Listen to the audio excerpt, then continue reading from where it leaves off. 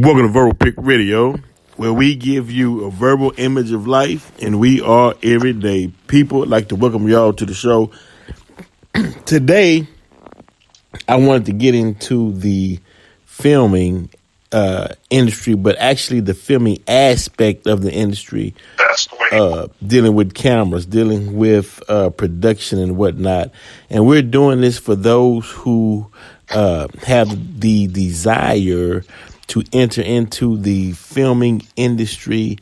We'll give you all a little something of an insight on what it takes to be successful and some of the things you'll need to have, and also some of the things that you may go through on your journey in being a success within the filming industry. And today I have a special guest on the line, and I appreciate his time. And that is Marcus Muhd.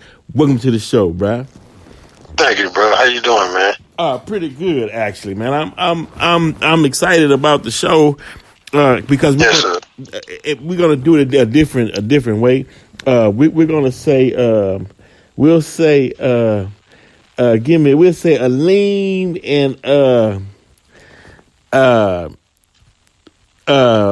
Aleem and we'll say I need a good female name, bruh. And it's on my tongue. Sharia. Sharia. So Aleem and Sharia, they said, "Oh man, I just watched part 1 and part 2 of the Blade remix, right?" Yeah. They pumped up because they liked the way it was shot and the cinematography or cinephotography, however they say it. They looking at it and they like, "Oh man, I like the special effects, the music. I want to do that." You know, so we're gonna give them some advice on how to turn that desire into reality, where they can actually do it. What would be the first step or advice you'd have for them? You know, because you know how it go. You watch something, you amped up, you pumped up. You like, that's what I want to do. Right. So, what would be what would be a road, the steps that they would have to have to go through in order to reach that goal? I would ask the person that ask themselves, why do they want to do it in the first place? Okay. Right. And that sounds funny, but I think you really ought to know why you want to do it so that you'll complete it. And people, yes, sir. People look at that screen and they don't realize what all it takes. Right. Or what our goal is involved in that 5 minutes, that 1 hour, that hour and 30 minutes. I mean, it's a lot involved. Yeah, what they say, they like sausages, but they don't want to know how it's made. It's all right. You looking at the finished product. But now we gonna take you into how it's made, you know. Right. Because the reason being is now I happen to had the luxury of being on the set while you was filming one scene of the Blade remix, and I was like, man, the take after the take in the time man, I fell asleep. I woke up and I was like, look, man, y'all still going. All right, we gonna move. I'm like, man, look here, bro. You got to have, you got to be ready for the long haul when you just doing one scene. But why? What's the purpose of the so many takes?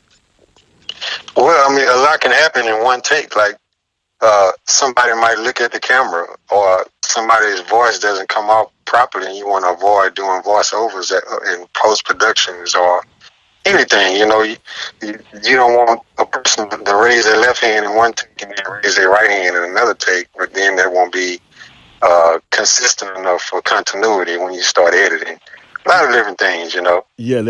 Oh man. The director might feel like you didn't express it properly, or he might feel like you need to do it a different way, or you just might need an option. A lot of different reasons why you want to do that many takes. Right. Not really. It's not hardcore necessary, but some people like to do that. Yeah, but you're right. But it's a method behind it. It's a science behind it. Now, Absolutely. what's the science of not looking into the camera? Well, you breaking the fourth wall, but you breaking the fourth wall because you're looking right at the audience, and the audience don't want you looking at them. The audience wants you paying attention to portraying the character that you're in, so that they can stay into the story. Right. So it all works hand in hand. See, it's a machine, but this thing is so. I mean, me personally, just my first experience in doing which you helped me with, the docudrama. It's and I want to thank you on that too, because from learning from you was a lot I did not know. I'm out trying to film, and then I'm trying to do sound, and man, you might for those who, when we release it, if you hear a plane flying across the screen, or you hearing some noise and whatnot, hey, it was my first go around, and the brother was instructing me. He was like, bro, you gotta, get the mics here, and I mean the lighting is important. I remember you told me, don't put the light in front of the camera, and just so many different, meaning that people, don't understand all the dynamics that goes into just getting one clip right for your viewing pleasure. Well, you did real well, brother, and I enjoyed being on the set with you and helping you with your project.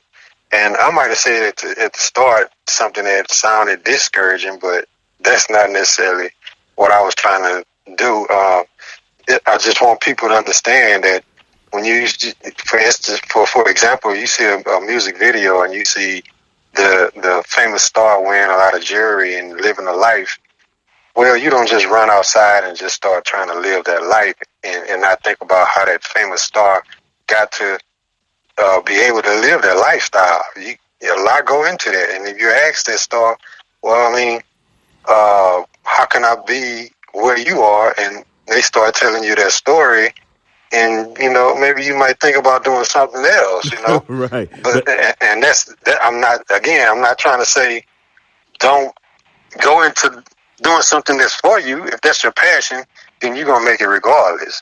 But if it's not really necessarily a passion, maybe you need to be involved in the management, or you need to be involved in the casting, or just a certain side of the film business.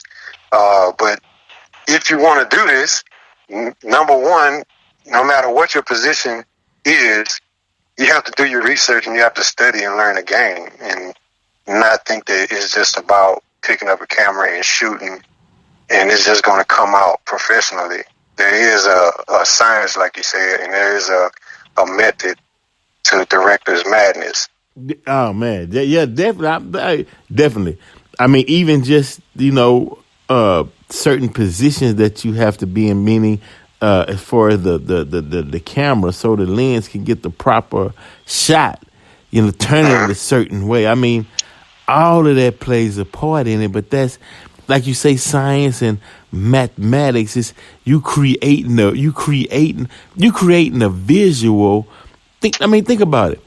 You're creating a visual first out of your mind that goes into the camera, that goes into the viewers who's actually watching it, and it's almost like a triangle effect. But everything has to be on point, right? And that's just not an easy task to do. That's why you will view some productions, and it's like, man, it leaves you wanting a little more.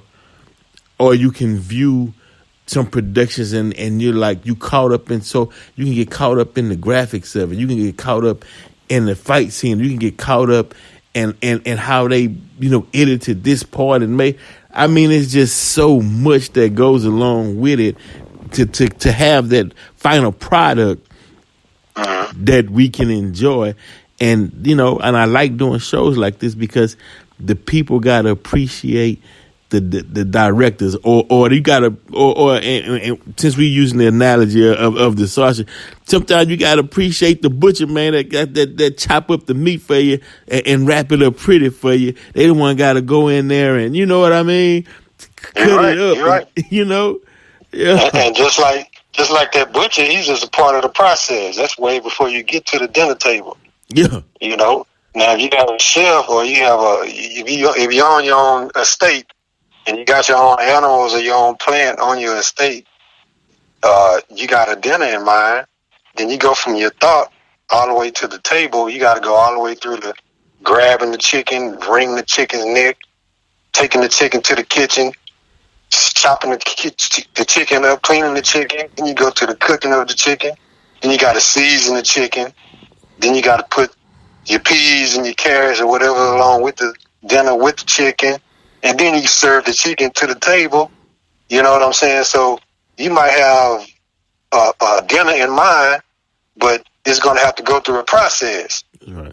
And that process is what you need to be aware of so you can get to that dinner table. So you have a story in your mind, and then you write the story out on script. It's going to be a little bit different. Man. Then you go to producing the story.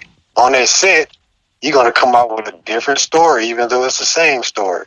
Right. And then when you take that story to post-productions and start cutting and editing, you're going to come out with an even different story, even though it's the same story.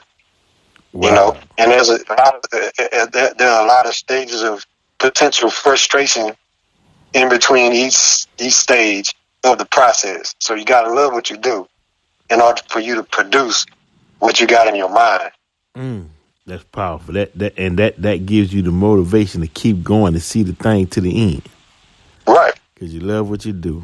And that's right. If you love what you do, you're going to make it happen. You're going to make it happen. Because you're going to have money problems. You're going to have staff problems. You're going to have talent problems. You're going to have crew problems.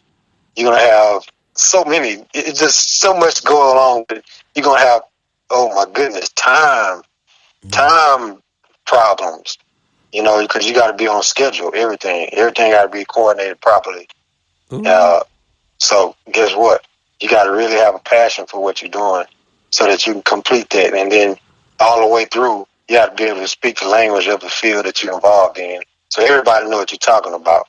Right. You can say, I aim the camera that way, but that don't mean nothing to the cameraman unless you said, give me a mid shot, give me a low angle up shot, give me a high over shot, whatever, you know, panning left, panning right. Give me a crab slide, you know, put it on the dolly, you know, certain words that go along with each particular choice of each field you choose to go into has its own language. You got to learn that. You got to speak the language in order to be successful, huh? That's right. You go in there and you right, bro. You go in there and say, hey man, turn the camera over there, bro. I need to get this in. They looking at you like, man, what the hell is food doing on the set? You know what I mean? Yeah. I mean, if they tolerate you just because you got money, guess what? You might have money, and you don't on the set, and you got all the equipment, you got all the people, and then you tell you want the camera, you got a shot in mind, and you just say, put the camera over there and film him. They might do it. They have to make the money. They're might want to help you, but it might take you an hour to explain to them what the hell you talking about. Now you done burn a bunch of time and money. It's lunchtime. You ain't got the shot in, right? Because you don't know the language. Come on. So all these different things are important that you have to take time to research and study and learn, so that you can be a professional at what you do. Right. So you meaning you can't accomplish anything without studying the right, and field. just jumping over, just trying to jump over steps. The steps to involved, you know, trying to cut corners. You know, things are involved that you'll save a lot of time, a lot of resources if you just go ahead and learn and know what the hell you're doing. Right. On top of loving what you do, you really got to know how to make it happen also. And that crosses over in every aspect of life. And yes, sir. I used to hear when I was younger, older people saying, you can't cut corners. You go on do the thing right, you know. But then the the first time, but then you had that element saying, man, you just here to get over, try to get over, or go and get the hookup. And when you get, every time you tried to get over, got the hookup, it never came out right. Right. And you say, damn, I just should have sat down and just did it right the first time. Look, Yeah, it would have saved the headache. Right. Ah, man, that's wonderful. That's wonderful. So for our two students that's representing everyone who has a desire to get into this filming industry, understand that the road is not easy, but what road is when you're trying to accomplish something. Right. Okay, now Absolutely. that's right. Now we're getting into the getting it out, the different ways after you finished it, you the product, and you want to get it into the viewers. And we touched a little bit on that that process the other day, just a tad bit when we were discussing the Byron Allen case, dealing with the civil rights of 1866. And make sure you all check that out. That's coming to you soon. But now we got social media platforms, and you're trying to get your name out there, and you're trying to gather a lot of people to get involved in your project. And a lot of us, because it's got to be said, a lot of us, we box ourselves in because we make a film and we just want to make it for black people. But the message that the film displays is a message that you want to get over to the whole of humanity. So how do we, and this ties a little bit into it though, how do we get the product out to the whole of humanity, and break down the dividing barriers of the stereotypical roles that they like for black people to play? Because, and the reason why I'm posing this question is because this is not 1950, 60, 70, 80.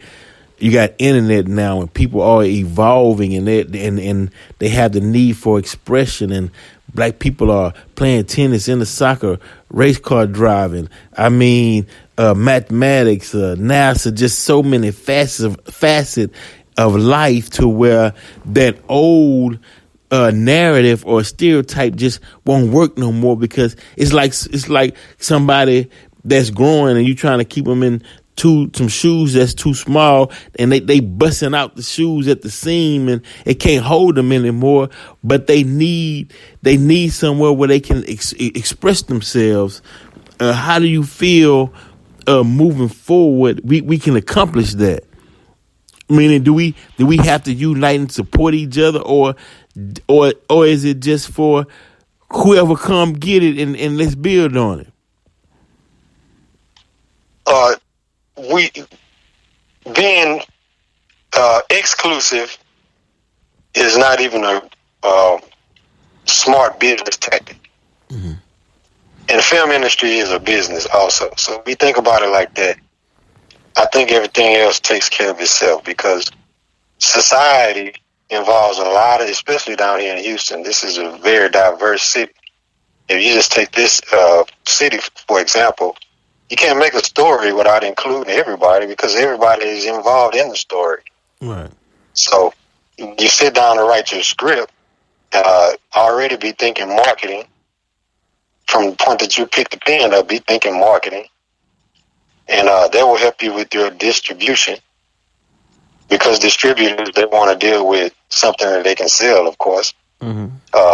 And when they ask you, who do you have in your film? Because in other words, if you don't have a star in your film, we have to think twice about dealing with you. And then what you need to think about is, how many cable shows or Netflix shows or Amazon.com films that have been successful without big names, because that's not the game anymore. The game is, can you produce a real story? And a real story is going to involve everybody in society, because we all in this pot together right about now, and it's going down. Right. If you can't tap into that reality, into that vibe and that human movement right now, then you're going to miss out on a whole lot as a businessman. You're going to cut yourself out of a huge market. Sit down with your pen and think about marketing, and think about self-distributing. We're going to come around to the internet again. The internet includes everybody. You post something up, you're not just going to post that up to black people, even if you try. Why? Because everybody's on the internet. It ain't like only black people on the internet. Just because you black and you make a film with only black people in it, well, white people, Mexican people, Chinese people, Asian, whatever, are on the internet also going to see your post. Do you want to leave that money on the table?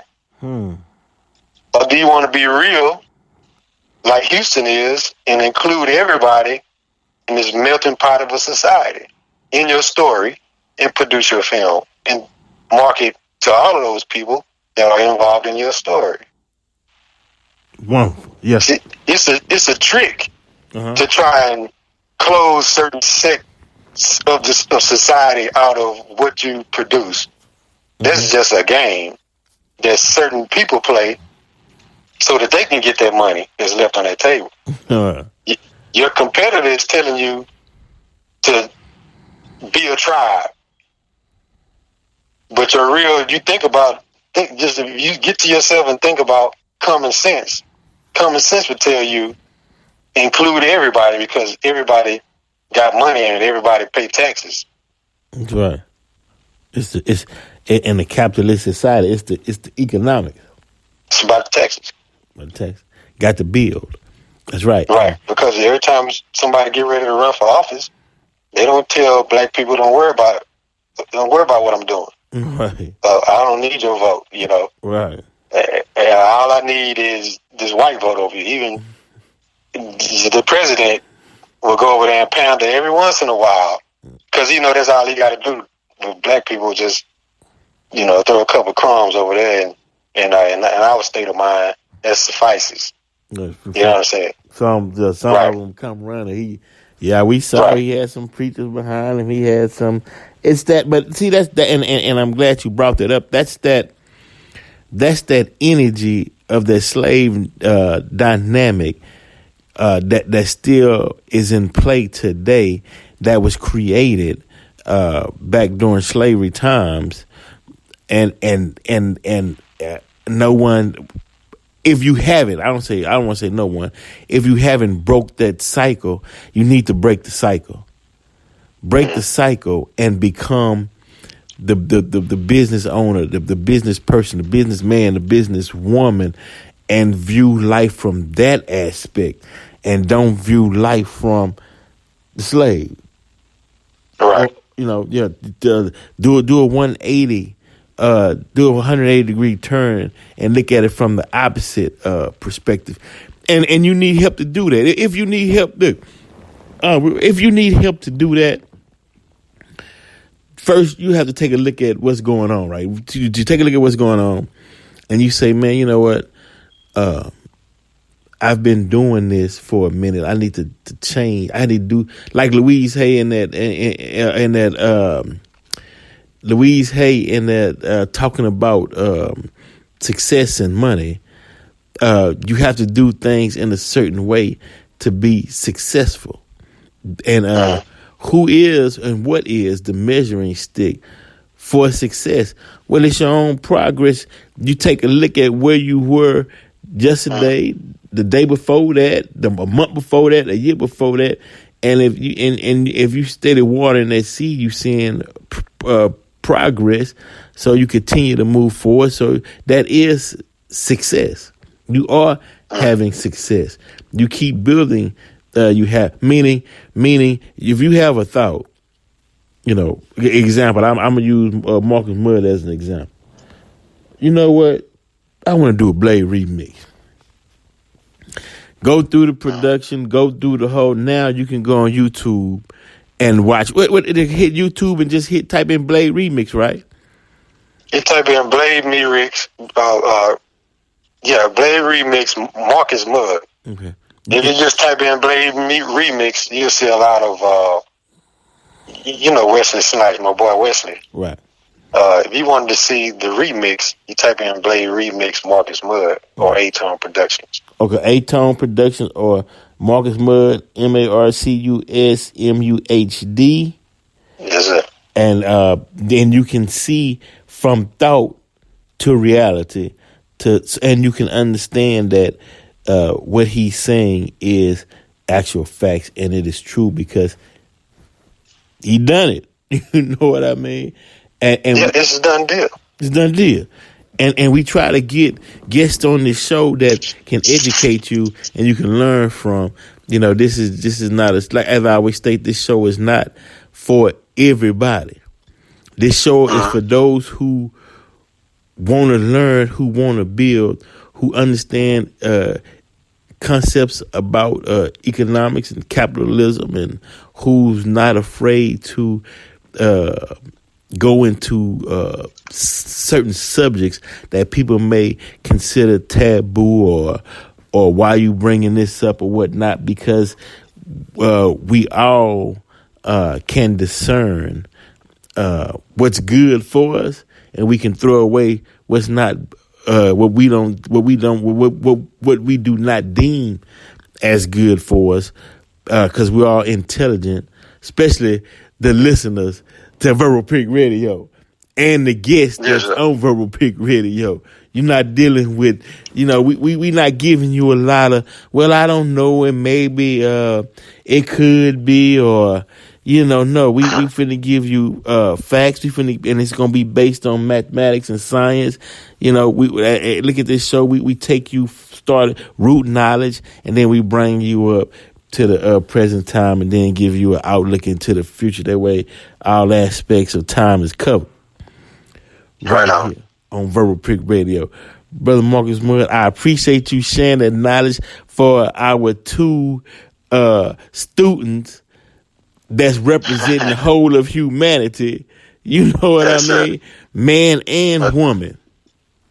Thank you for having me, bro. And I appreciate the show all the time, man. Keep up the progressive work, man.